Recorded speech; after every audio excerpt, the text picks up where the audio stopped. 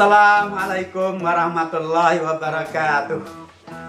Berjumpa kembali bersama kami, sahabat Matematika Channel. Channel belajar yang selalu setia menemani Anda untuk menjadi hebat dalam matematika. Pada kesempatan kali ini, sahabat Matematika Channel akan kembali berbagi untuk Anda dengan menyajikan kelanjutan dari pembahasan bangun ruang sisi datar bagian yang ketiga, yaitu membahas volume bangun ruang sisi datar yang insya Allah akan kita tayangkan dalam 2 episode. Episode yang pertama membahas volume kubus dan balok, dan episode yang kedua akan membahas volume prisma dan limas. Kita mulai. Untuk episode yang pertama ini kita bahas volume kubus dan balok.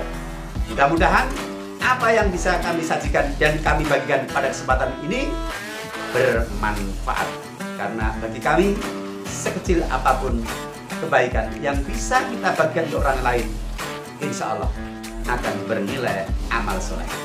Maka dari itu, bila Anda tidak ingin kehilangan kesempatan beramal soleh, Anda boleh membagikan video ini kepada yang lain, karena sesuatu yang mungkin kecil menurut kita, tapi dia adalah besar dan luar biasa bagi orang lain. Bismillahirrahmanirrahim. Memasuki pembahasan untuk edisi volume bangun ruang sisi datar yang meliputi volume kubus, balok, prisma, dan limas. Langsung kita mulai dari volume kubus. Perhatikan animasi. 9 buah kubus satuan membentuk formasi menyerupai persegi yang ukuran sisinya 3 satuan. 9 buah kubus satuan ini yang membentuk formasi menyerupai persegi ini dapat kita nyatakan sebagai 3 kali 3.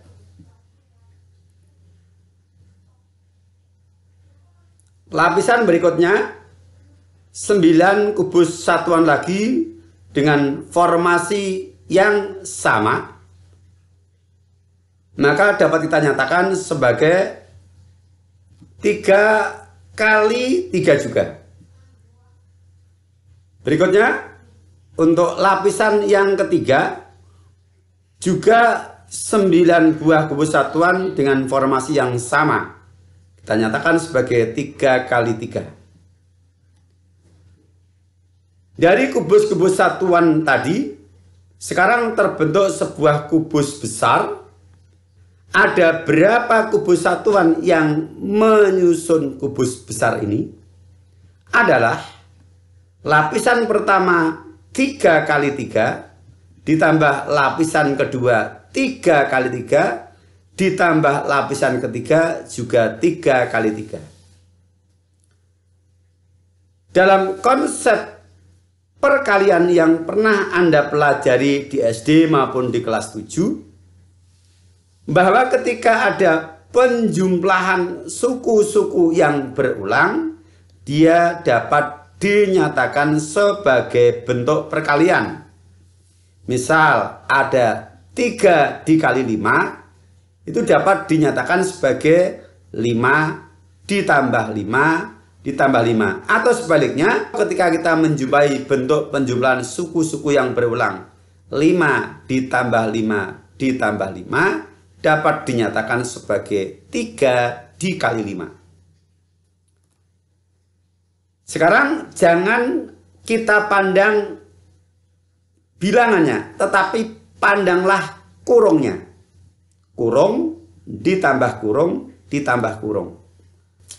Penjumlahan kurung sebanyak 3 suku yang mengulang suku yang sama dapat dinyatakan sebagai 3 kali suku itu. Dalam hal ini 3 dikali kurung, yang mana isinya kurung adalah 3 kali 3.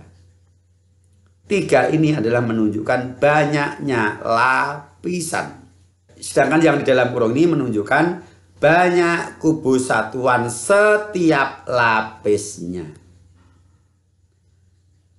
Kalau kurung ini kita hilangkan, maka menjadi 3 dikali 3 dikali 3. Dan kalau kita perhatikan kubus ini, pada arah ke kanan ada 3 satuan kubus, arah ke belakang ada 3 satuan kubus, dan arah vertikal ada 3 satuan kubus juga. Belum kita simpulkan. Berikutnya, perhatikan.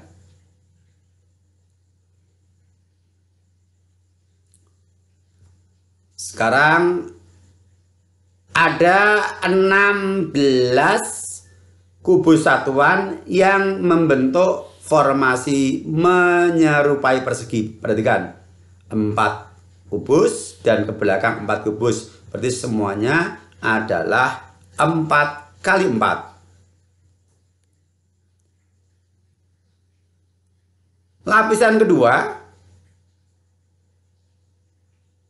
tentunya juga 4 kali 4. Maka kita tambah 4 kali 4. Lapisan ketiga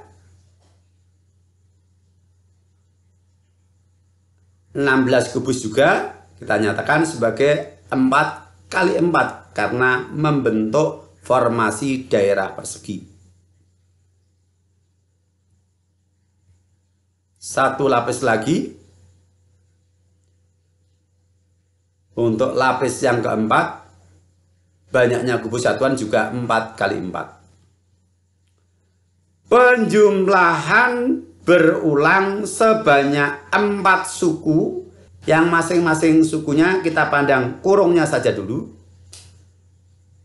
Berarti kurung ditambah kurung ditambah kurung ditambah kurung sebanyak 4 suku dapat dinyatakan sebagai 4 dikali kurung, yang mana kurungnya berisi perkalian 4 dikali 4. Kemudian tanda kurung kita hilangkan, maka menghasilkan bentuk perkalian 4 dikali 4 dikali 4, yang ternyata 4 yang pertama adalah menyatakan banyak kubus satuan pada arah mendatar ke kanan. 4 yang kedua menyatakan banyak kubus satuan pada arah mendatar ke belakang. Dan 4 satuan yang ketiga menyatakan banyak kubus satuan arah vertikal. Nah, dari sini bisa kita ambil simpulan umumnya. Ketika kita mempunyai sebuah kubus yang ukuran rusuknya adalah R satuan, maka volume kubus, volume itu menyatakan isi, bukan jenis isinya tapi kuantitas dari isinya. Karena kalau jenis isinya nanti ada yang menyangkal isinya bisa air, isinya bisa tepung, ya. Maka lebih aman kita menggunakan volume. Volume kubus yang ukuran rusuknya adalah R dapat kita tulis volume sama dengan rusuk dikali rusuk dikali rusuk. Perhatikan di sini tadi 3 dikali 3 dikali 3. Kemudian peragaan yang kedua 4 dikali 4 dikali 4. Maka untuk kubus yang rusuknya R, R dan R, volumenya adalah rusuk dikali rusuk dikali rusuk, atau V sama dengan R dikali R dikali R, atau boleh ditulis lebih singkat lagi V sama dengan R pangkat 3. Jadi rumus volume kubus yang ukuran rusuknya R, V sama dengan R dikali R dikali R, atau V sama dengan R pangkat 3. Saya yakin Anda sudah hafal sejak SD, karena di SD Anda dapat, karena di SD Anda juga sudah mendapatkan materi ini. Contoh soal. Sebuah bak mandi berbentuk kubus yang panjang diagonal sisinya 50/6 cm. Berapa liter maksimum air yang bisa ditampung bak mandi tersebut? Di sini yang diketahui adalah ukuran diagonal sisi. Yang kita butuhkan bukan itu, yang kita butuhkan adalah ukuran rusuk untuk menghitung volume kubus. Dengan demikian kita harus mencari dulu atau menghitung dulu berapa ukuran dari rusuk kubus yang dimaksud. Lah kata kuncinya mana? Karena yang diketahui diagonal sisi, ya kita gunakan rumus diagonal sisi kubus. Penyelesaian,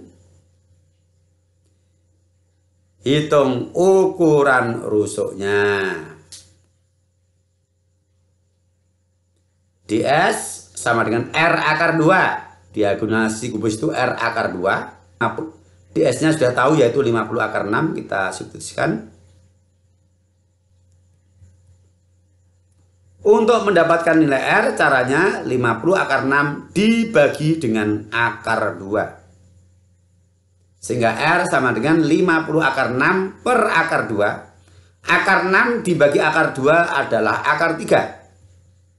Sehingga R sama dengan 50/3. Kalau pembagian akar, ya itu bisa yang di dalam akar itu dibagi dengan yang di dalam akar. Demikian juga perkalian, yang di dalam akar dikalikan dengan yang di dalam akar.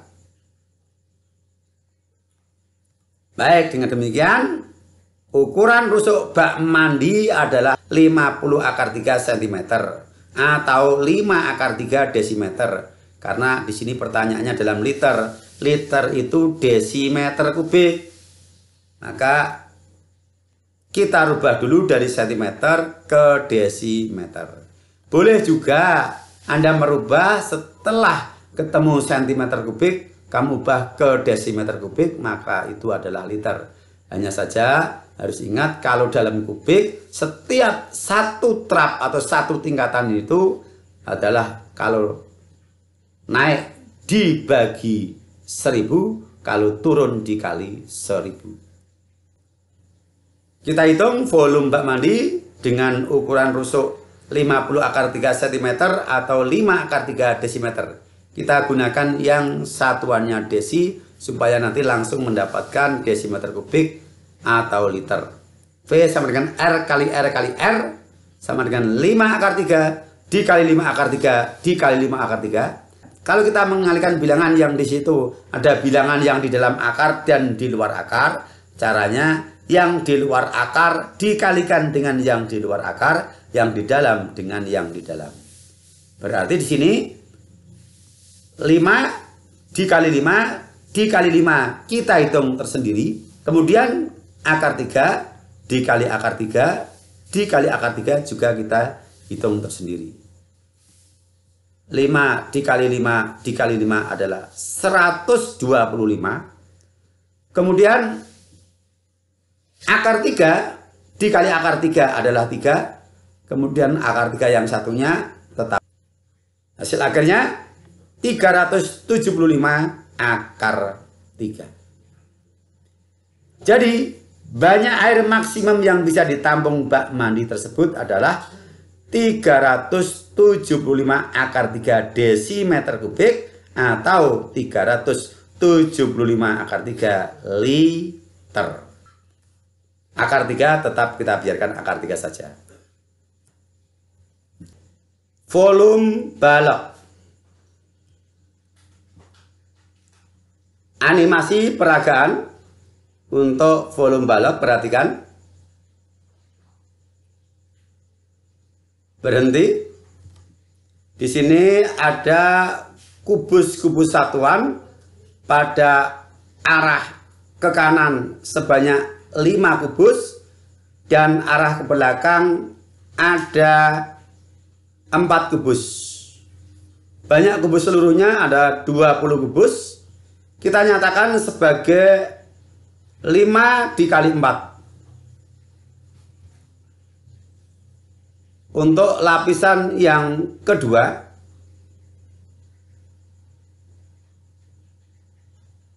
dengan banyak kubus yang sama dan formasi yang sama, maka lapisan yang kedua kita nyatakan juga sebagai 5 dikali 4. Kita lanjutkan untuk lapisan yang ketiga.